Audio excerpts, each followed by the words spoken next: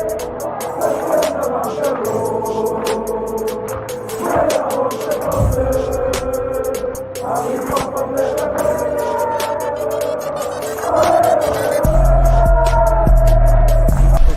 out to Kop-Ish. Shout out to Kopish, guys. All the good work the up. two legends, Emil Heskey, Howard Gill.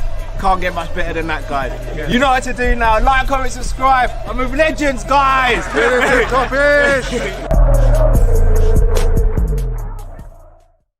Good afternoon, lovely people, or good morning or good night, depending on wherever you're watching this. Hope you're well. Welcome back to another live match preview. My name is Callum. Delighted to be joined by two rival fans, two Nottingham Forest fans from Forest Fan TV. So first and foremost, guys, you know what to do. Go and show them some love. Go and subscribe and like their videos. The link to their channel is in the description and in the title of this video. Delighted to be joined by EZ and Wolverine from Forest Fan TV. How you doing, gents? I'm good, Callum, bro. How are you? I love the intro, mate. I love the intro. It's lovely to be on with a team who has European Cup history and pedigree. You know, we don't get to see it too much, so it's nice to be, you know, in the company of those who understand. Yeah. Yeah, no, I get it. I get it. Europe's not for everyone, is it? Just Bless you. Yeah, thanks for having us on, Colin, mate. Really appreciate it. No, absolute pleasure. Thanks for getting back to us so quickly from the request and everything. And you guys have been brilliant to deal with. Got a shout out to your brother, the world's greatest footballer, in the chat as well. So big up to yourself. Big up to all the Forest fans who have come over from Forest Fan TV as well. Hope you guys enjoy the Kop-Ish community, and let's make this a fun-filled banter show for the preview. There's no animosity here from my side. I'm sure there is none from your side. Ooh. I mean, there's some old wounds, mate. I don't know if I'm going to open them up today. I'm quite neutral, Callum. Right? He's got agendas because of his brother. Yeah, I've got no beef with Liverpool. Yeah, no. For me, I'll give you a little bit of a background. It was just growing up in the '90s, mate. That's when you last had your last great basically run before the other teams took over. But all my mates were Liverpool fans, every single one of them. And growing up in Nottingham, mate, I was the only Forest fan amongst us. And on top of that, my older brother was a Liverpool fan as well. So it was hard, man. And it's getting to a point where we got into fisticuffs, you know, that my mum hated it, mate. I was like, every time we were fighting, it was over Forest and Liverpool. So yeah, some old wounds, mate. Let's hope we don't open up today. But it's been a long time since we faced you. 23 years, mate. It was a long time to wait. It has. Well, if you're a guy that's throwing hands, and I'm not really looking to start any trouble. No, that's all good. See, with me, Callum, I'm the opposite, right? Apart from obviously this weekend, I just don't like Man U because I grew up in the Man U era. Well, we'll get on perfect then, Wolverine. I mean, I've got, and my cousins support Liverpool, and I've always backed Liverpool, apart from obviously when you're playing Forest. Yeah. So for me, Liverpool, I got no beef with, but I thought he's got to come on and give you guys some stick as well.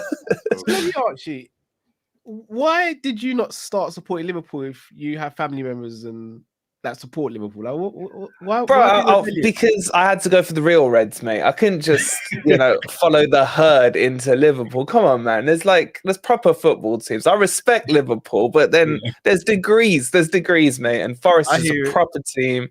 It's the first match I remember watching as a kid. They lost it. I don't know what ended up. And then that's been the story, and the rest of the last, footballing career for me. So yeah, it is what it is. But yeah, I will get on because I can't stand Man U. But Liverpool, we'll cross lines until 5 o'clock. We'll see how it goes. We could do the double over you, bro. You could be the only team who do the double over. Oh, don't say that. Now you said that. So look, we have to go back to that first game. In fact, let's start at the beginning of the season, because I'll be honest, I was one of the people who was really happy to see you guys back in the league.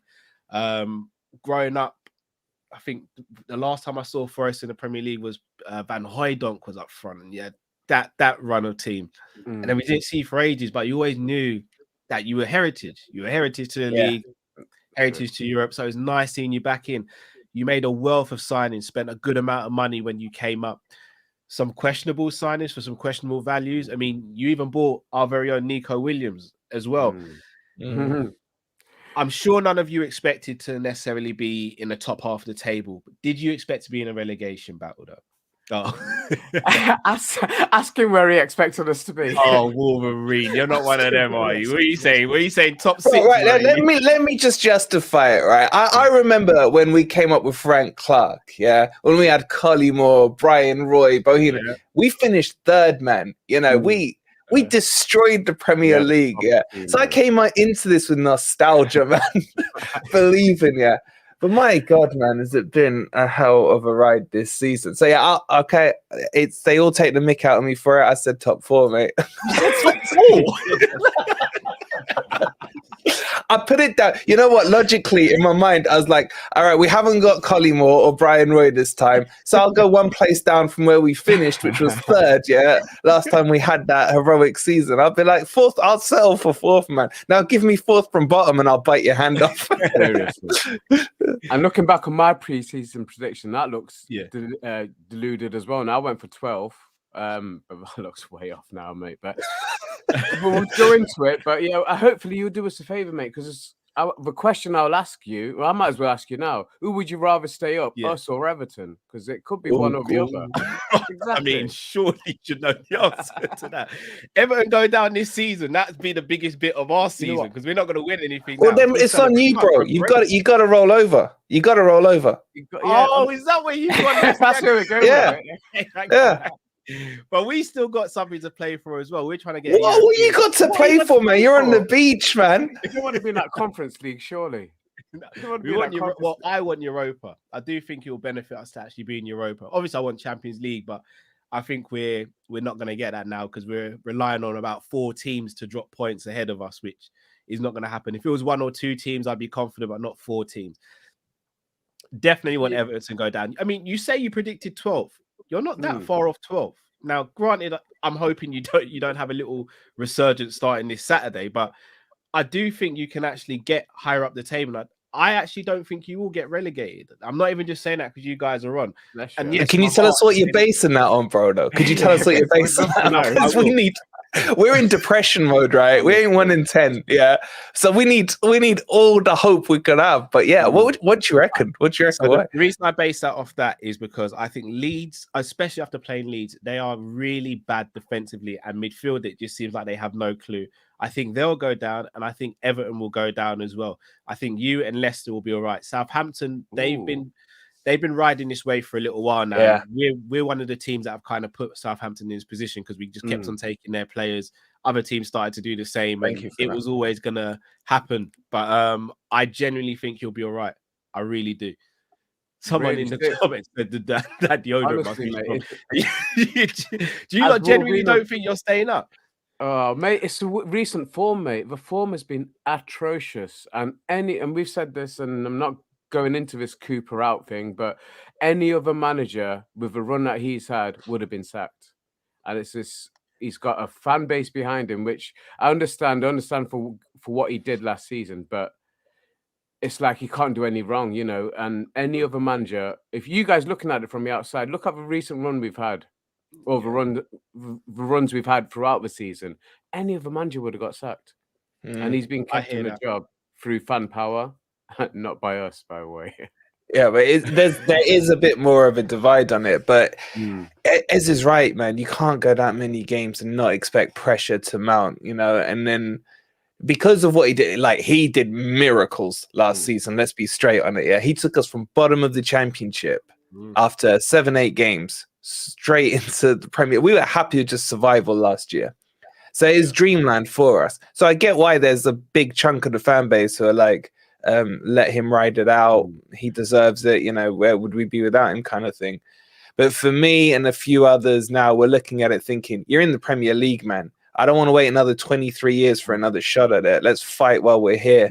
Maybe a new manager bounce works or what have you. I don't know. But it's getting tight. Do I think we can survive? Like, if you asked us this before the Everton match, I'd say the Everton match was the key one for me, where we drew 2-2 with them at home. Because we haven't lost at home. We've lost once to Newcastle, a 91st minute pen since September. we've either drawn or won everything else, as you guys well know. Yeah, we know. Yeah, but all those games have been similar to the game we had against you, where we got the goal, and then there's like this force field that was keeping the ball out the net. Because Van Dijk, I don't know how he missed some of those chances. Yeah, you know, it was crazy that match, and the atmosphere was rocking and everything. So there's been a lot of that going on. But once we drew with Everton, you just felt, because we would have gone 7 or 8 points clear of Everton at that stage. And once we drew with that one, and they had their luck against Spurs last minute, and Bournemouth are suddenly playing like they goddamn Brazil, every team's going up, and Forest had just dripped down now. Yeah. Yes, we're only in there on goal difference, but our goal difference is the worst, mate. So that you might as well knock off 1 point for us on that one. You know what I mean? So that's the worry. Speaking of the Liverpool and Forest sort of relationship, Nico Williams. So if I'm not mistaken, Stoney asked me my thoughts on Nico before we sold him. So I thought Nico was a good player, but not Liverpool quality. Looking at this season, we could have done with Nico being in the squad because Trent hasn't been. You can have him back this season. Has he been that bad for you guys? Because I thought playing in the back three and him playing the wing back would have definitely helped him.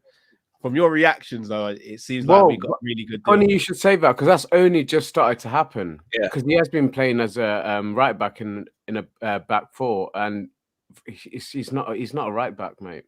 Wing back, yes, I've seen more. I agree. Yeah, I've definitely seen more promise from him as a wing back, but as a right back, no. So and that's only happened in the last couple of games. We've gone to a back three, and he's been played as a wing back. So yes, he's got potential there, but as a right back, no. And that's where he's been played the majority of the season, and he's been poor, to be honest, mate. He's been lacking, and he's cost us quite a few goals down that side. Not him on his own, but it's a weakness. Definitely been a weakness when he's been played at that right back position. Yeah, I agree. He's definitely not worth. I mean, you pulled our pants down, man. 17 million for him. You guys must have been laughing all the way to the bank, yeah? I mean, bloody hell, man. Talk about some of the signings we've made. Look, it's nothing against him. He didn't put that price tag on himself, but he's not worth 17 million. Not especially when we had Jed Spence last year, who was just brilliant. Even when we played you in the FA Cup last year and everything. Yeah, and he went to Spurs for between 8 and 12 mil. So that Nico, I feel sorry for him in a way. He already came into the club in Jed Spence's shadow, and everyone, including us, was comparing him to Jed Spence. Problem he then had is Serge Aurier came, and Serge Aurier has been an absolute trooper.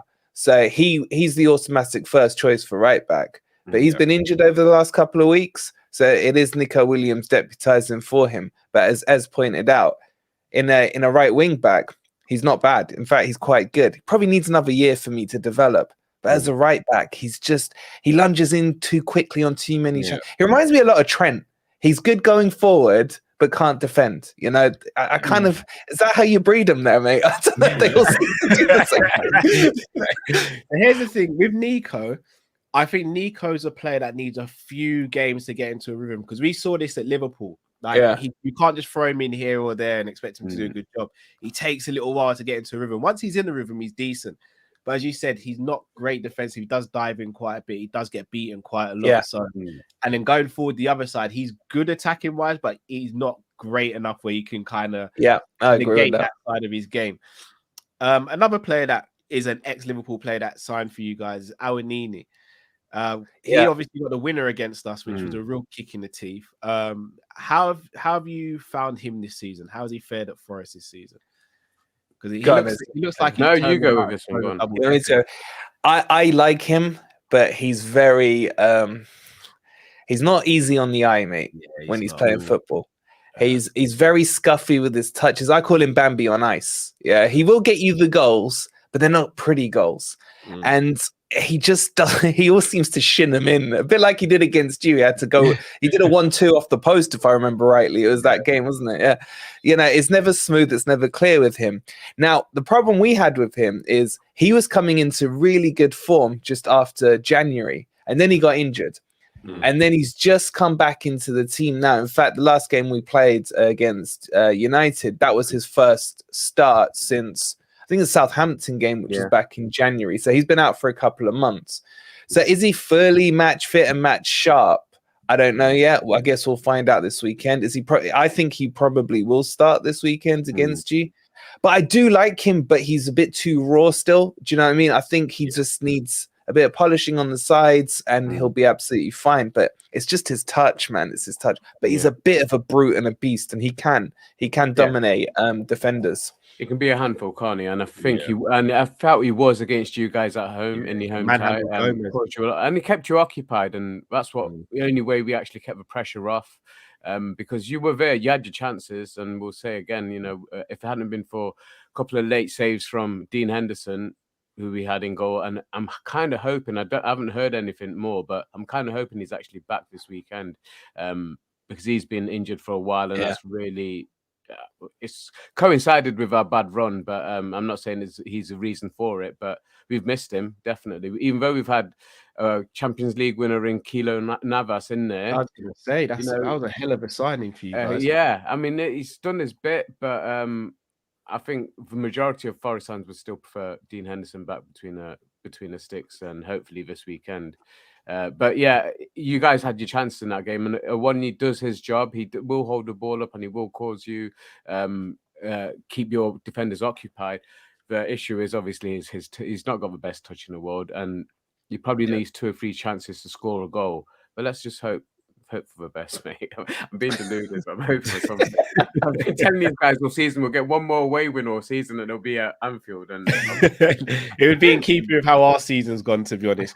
From the outside looking in, I've got to ask you, because as a Liverpool fan, sometimes I can be a bit too close, a bit too emotional. Yeah. What have you, from the outside looking in, have you felt has gone wrong for Liverpool this season, and how do you think they fix it? Bro, I think it's been your midfield. I remember doing a video pre-season looking at your midfield again, because we got loads of Liverpool mates, etc. I was looking at the age. You know, you've got Fabinho, you've got Henderson, you've got this slow, very inactive midfield. And I was just looking at it thinking, like, it needed a Jude Bellingham coming in. I know there's still talks about him coming to the outside. I felt you sat on your laurels in the summer window and didn't strengthen that midfield. And there was too much focus on Nunes. And I think Nunes was a bit of, I rate him, but I think he was more panic buy because you obviously had Jota out injured, and who's the other guy? Diaz out as well. So, and obviously Mane went. So I feel there was a bit of focus there, where you still had the likes of Salah, Firmino, who I think is really good, but gets overlooked and almost disrespected sometimes, I feel, by club. I thought it was the midfield, the legs in there. I mean, you're still looking at Milner coming in, although he's a great, ambassador for your club and football. That midfield for me, and it showed in the early part of the season, you were getting overrun in that midfield. Even when you came to Forest, it was one of the only few games where we didn't get dominated by the opposition's midfield. And for me, there's your answer right there. Yeah, if we're telling you that we didn't feel dominated by that midfield, it tells you everything. And then you kind of feel that Trent has taken a step backwards, although now in midfield he looks a bit better, I guess. Yeah. But you just feel that solid defensive line that was always there, with Virgil being the brick and everything, just feels a bit shaky at the moment. We went in there. I remember Gomez was atrocious against us when you played us at home. Yeah, remember. Yeah. And I just don't see at the moment that you've got a defensive partnership. Konate's making, I rate him, but the mistakes he's making, again, embarrassing. Some of the mistakes he's making. Yeah. It's crazy, isn't it? Defender this season, though, by a mile, to be honest. Really? Wow. Yeah. Virgil hasn't shown up this season. Like Konate, without Konate this season, we could have been absolutely stripped naked in a few games.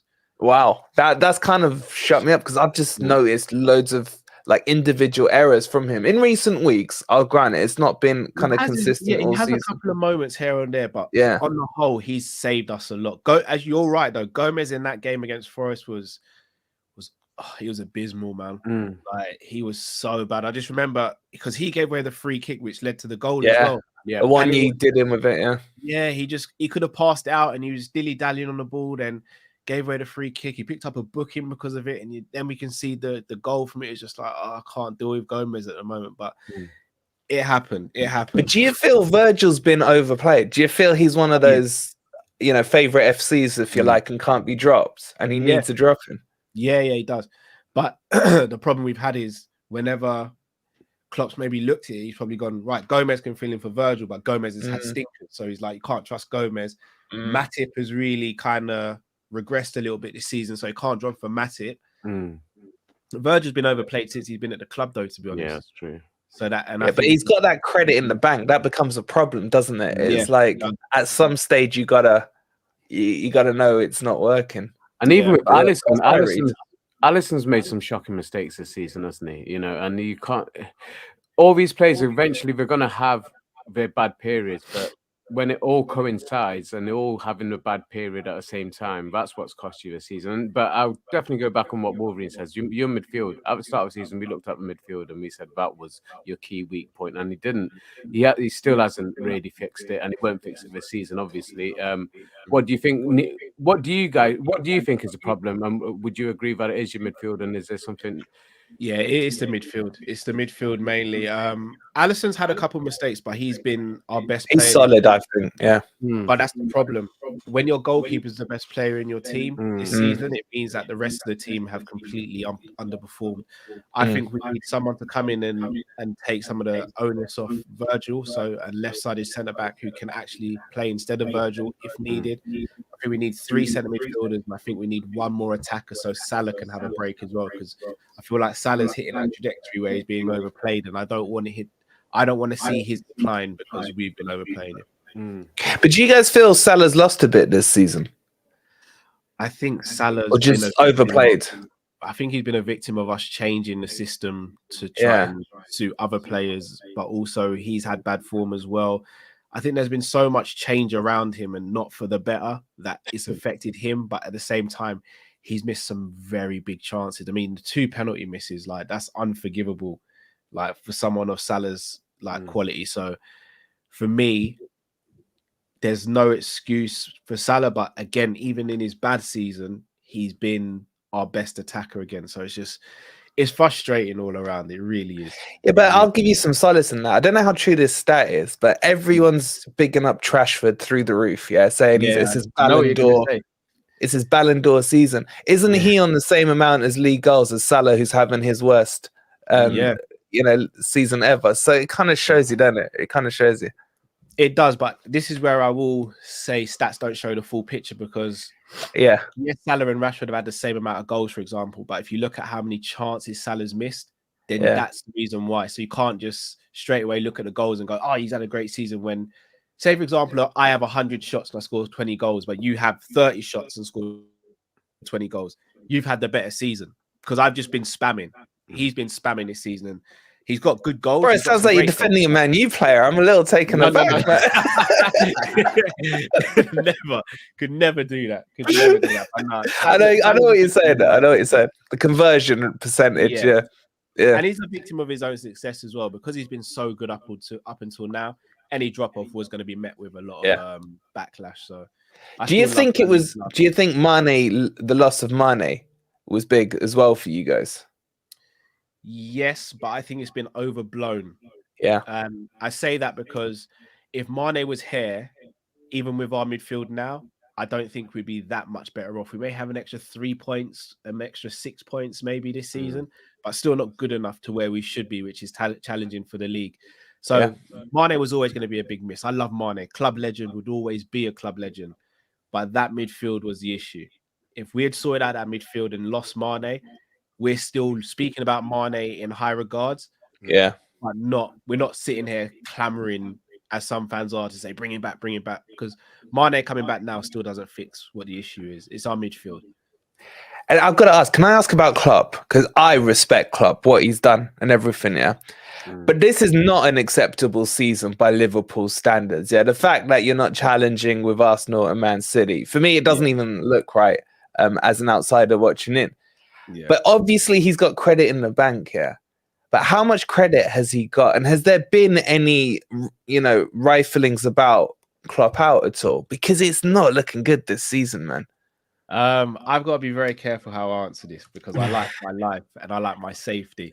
We hear you, mate, because we get the same thing with Cooper, obviously. Yeah. So on our channel, we've got me, Matt, and Drifty. Yeah. Drifty is as clopping as you can get. Like, Mhm. if you were to ask this question to Drifty right now, he'd probably cut you guys off the stream. Like, that's how much he loves Klopp. Matt is a bit like me, where he's still Klopp in, but he's very annoyed with Klopp. Mhm. I'm at a point where I'm neither Klopp in nor Klopp out. I'm on the fence with him at the moment. I need to see how he navigates through this next transfer window, because I love Klopp, but I love Liverpool more. So That's a point. even though Klopp That's will always be my favorite manager of all time, and he's, in my opinion, Liverpool's best manager in my lifetime, I still need to see Liverpool doing what Liverpool should be doing. So I'm skirting around your question a little bit because I'm in the I know. Listen, you're preaching to the converted, right? Yeah. Because saying Cooper out, and the fact that I've said it, Ezra said it, right, is almost like you know, sign your own death warrant. Yeah, that's what it is. Yeah, but your words are exactly what we've been saying as well. We're Forest FC before we are Cooper FC. Yeah, so I fully get where you're coming from, and you know, I just thought it was an interesting comparison, because although they're on different trajectories and different things covered, you know, what Cooper's done for us is a miracle, but at the same time, what Klopp's done for you is a miracle, breaking that, what was it, 30-year curse almost on the league, etc. So he's going to have credit in the bank, just like Cooper does. And I think they're interesting comparisons to make. And it's interesting to see where fan bases' loyalties land. Do they land on managers, or do they land on the club? You know, for me, it's always club. But I do get it as well, you know? Yeah. The difference I'll say, though, is, and in fact, I can't even say the difference because I don't know the ins and outs of Forest's hierarchy. The reason why I am not Klopp out, though, is because I've seen Liverpool before Klopp came in under FSG. I would like to see what Liverpool is like without FSG and Klopp still at the club with new owners. Doesn't seem like we're going to get that, but I'd be very intrigued. Yeah, that's quieting down now, hasn't it? Unfortunately, yeah. If you saw me back in November when news first broke that we're being taken over, I was as shameless as you could get. Whereas now, I'm as thought the Qataris were coming your way, bro. The Arab money incoming. We love oil money, man. We all love our owner Marinakis. We call him the Greek father. Like what he's invested in, what he did for the club, say during COVID and everything, and from our previous owner Fawaz, who was. He was Arab. He didn't have the oil money. That's all. But air conditioning money, air conditioner and fridges, man. But like, we've all got love and respect for our owner. But I'm not gonna lie, right? And I'll probably annoy a lot of the Forest. If the Arabs came in with the checkbook, I'd be like, "Thank you very much, Marinakis, man. Where do we sign?" So I get where you would have come from hearing them rumors. But imagine they go Man U, man. That's not going to be good. Your owners aren't necessarily the richest of owners, but they're willing to go above and beyond to try and get you to the next level. Our owners aren't willing to do that. They will literally do the bare minimum. They will literally buy you a biscuit and say that will last you for the next couple of days. Just have that. Whereas we need more than that as Liverpool, especially when we're going up against the likes of Man City, Chelsea, Man United, and all these teams. There's only so much you can squeeze out of a flannel before it becomes dry, and I feel like we've squeezed as much water out of it now. So it's annoying. But back to the game, boys. Yeah. If I was to push you guys for a predicted starting 11, what would it be? Started 11 for Forest. Yeah. It's a tough. I think Cooper's going to go back 3. I don't know if you agree with me, as I don't know if the Forest guys in the chat will as well. I think he's going to stick to a back 3. Yeah, I think he's been itching to go to a back 3 for a while, hasn't he? And he's finally getting his chance to do it. That's his tried and trusted. Not that we agree with it, but I think that's what he'll do. I think it'll be McKenna as the back 3. Yeah. So either McKenna or Worrell. I think it will be McKenna, and then Niakate and Felipe. Those 2 are our 2 best players, in my opinion, currently. Felipe by a mile. Obviously, you guys know him from Atletico Madrid. In my opinion, I know you lot will say I'm deluded, but I promise you, no Forest fan will disagree with me. We're united on this. He is the best player in the team, head and shoulders above everyone else. He's 33, but you can tell he was trained under Simeone. He's just a master of defending. Yeah. Problem is, there's the other crap around him, you know, at the moment. So that's what's slowing him down. So I think it's him and Niakate. Niakate, I fully rate. He would be a good replacement going forward for a Virgil, for example. Left-sided, pacey. I'm just saying. I'm saying that elk. Let him speak. You speak, Wolverine. No, I am going to get lynched. I shouldn't have said that. No, he's crap, man. He's crap. You wouldn't like him.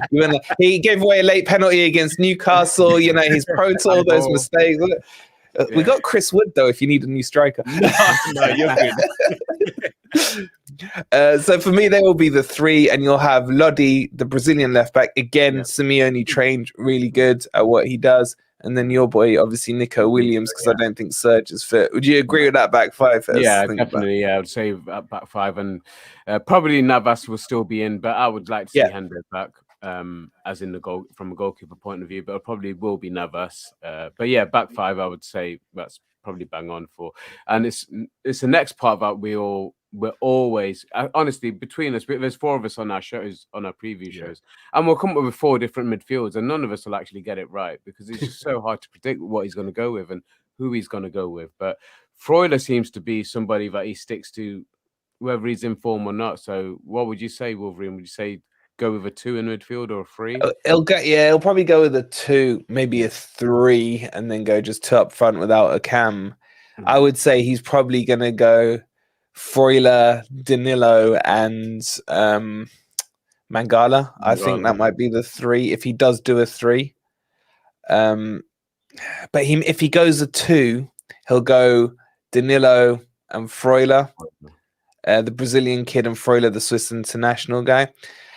And then he'll probably, it will be a 2, won't it, Ez, even though we've all screamed about it. Because then Morgan Gibbs-White will have to play. He's one of his favourites. And then it will be Johnson, who is our best attacker at the moment, Brennan Johnson. Yeah.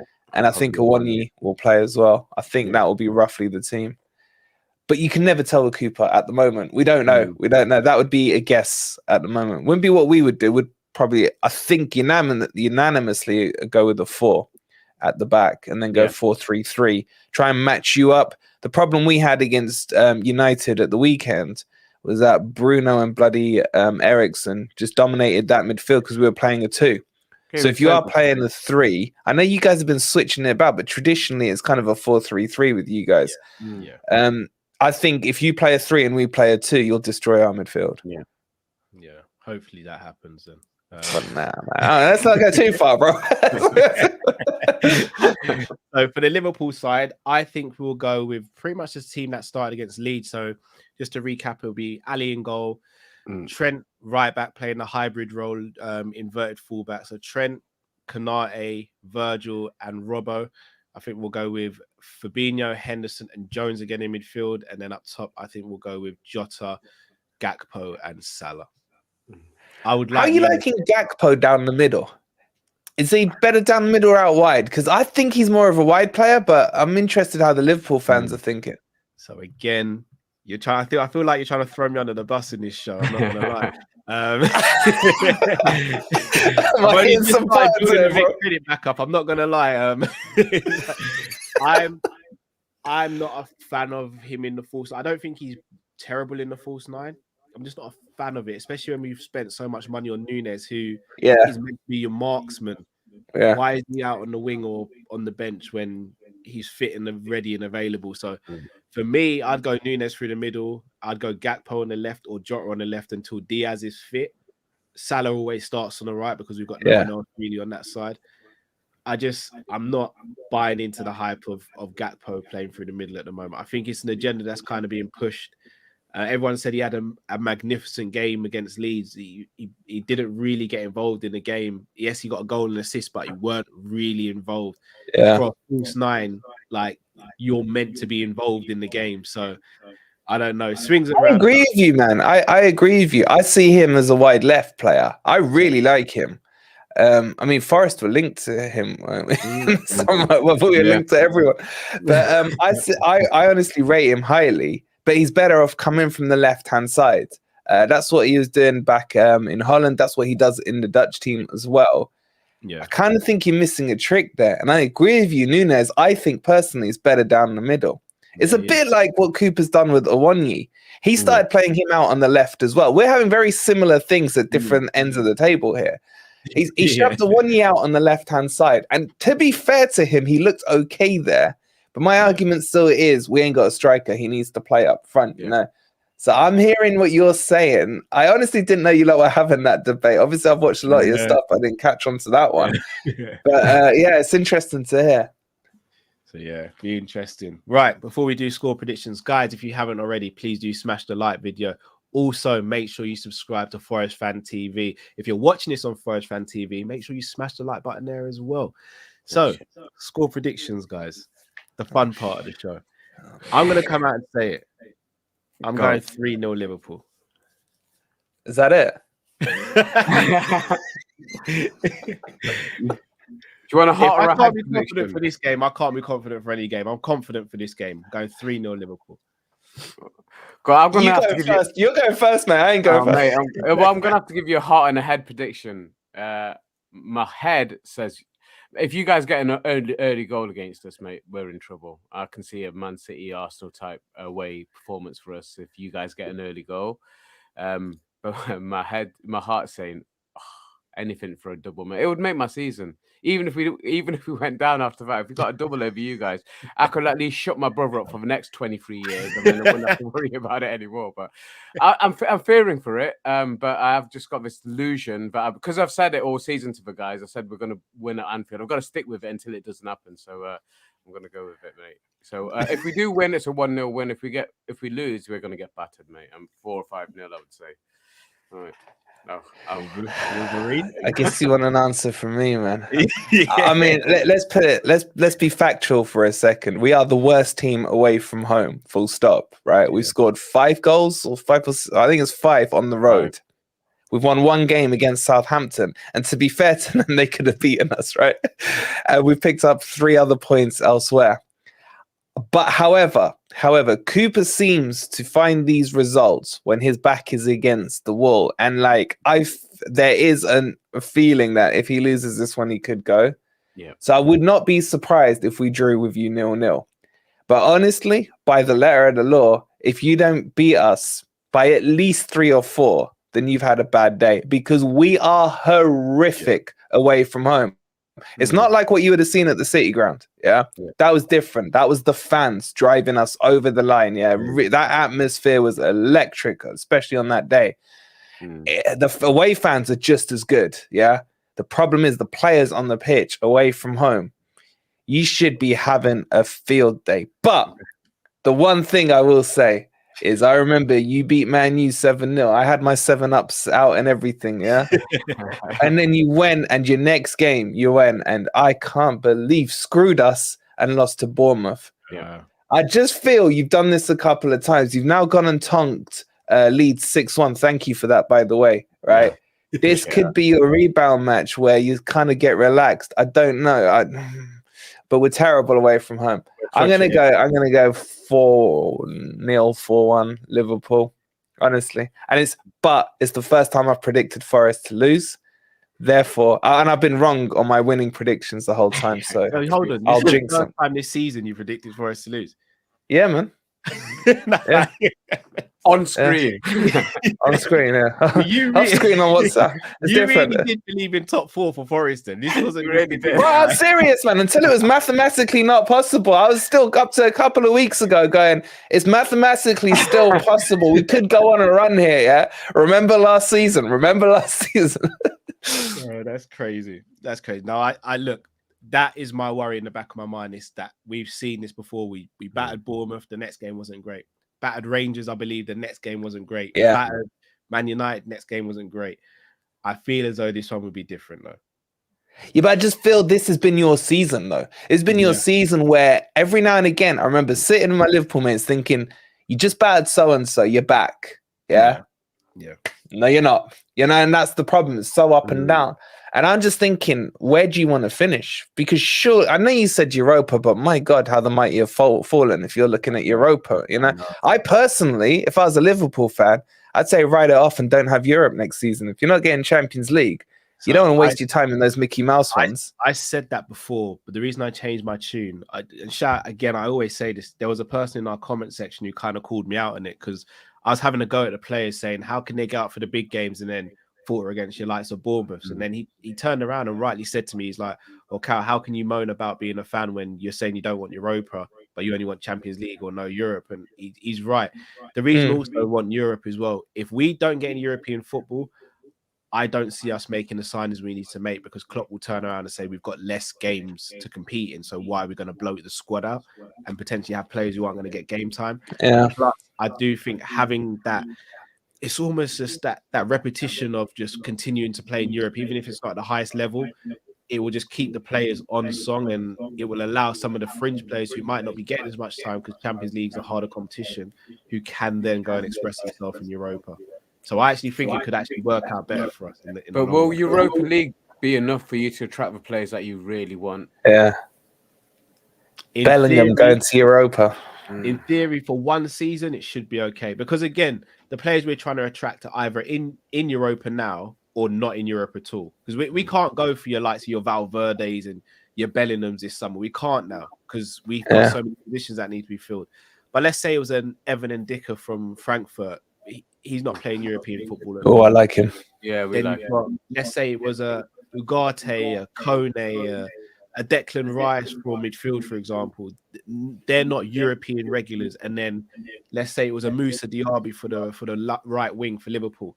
Leverkusen aren't in Europe either. They have been in the past, but they're not currently now. I think we should have enough to attract those players. As long as no Champions League clubs go in, man. Very true. Because Diaby's he's gonna be sought after. You know, that's your problem. Years ago, to be honest. Yeah, that's your problem. My worry for you guys is if you start to try and do what Man U did and have to throw these stupid contracts at players just to attract them.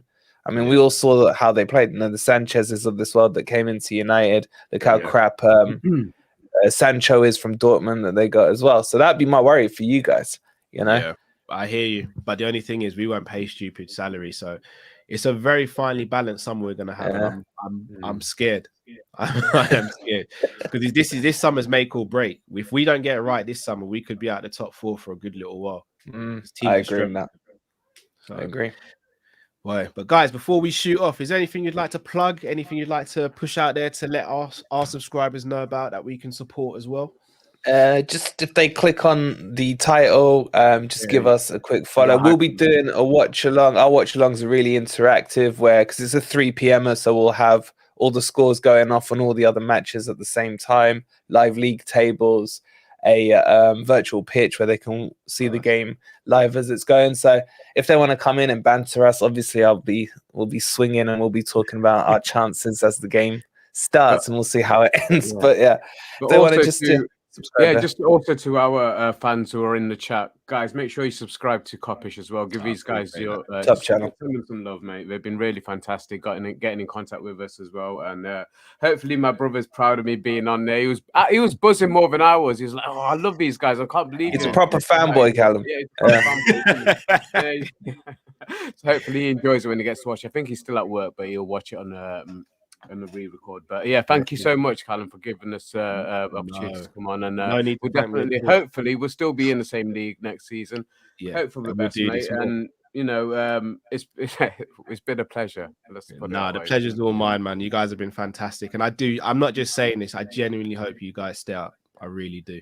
Because we hope, I still want you top 4. I can't see it. I'm just counting your stars, bro. I mean, we can't sing a European song away. Liverpool, can we?